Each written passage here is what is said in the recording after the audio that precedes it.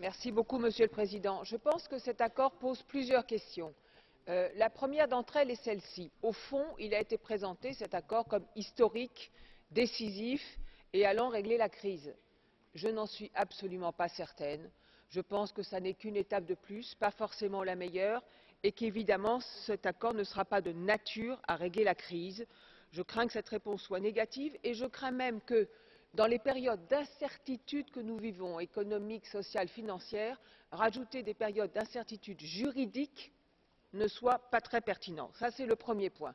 Sur le contenu, ensuite, on nous a dit qu'on allait constitutionnaliser la discipline budgétaire. Je trouve que cet accord est bancal. Au fond, l'Europe dont on a besoin, c'est une Europe qui a d'un côté la discipline budgétaire et de l'autre côté, assortie à la discipline budgétaire, la solidarité budgétaire.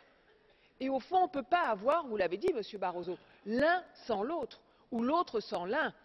Et il suffirait de penser que l'Europe peut garantir, via la BCE, des prêts intéressants aux pays qui sont endettés, à condition que ces pays mènent chez eux, conduisent chez eux, les réformes structurelles qui sont nécessaires pour eux-mêmes, pas parce que l'Europe leur demande, pour eux-mêmes. Et donc les deux doivent aller de pair.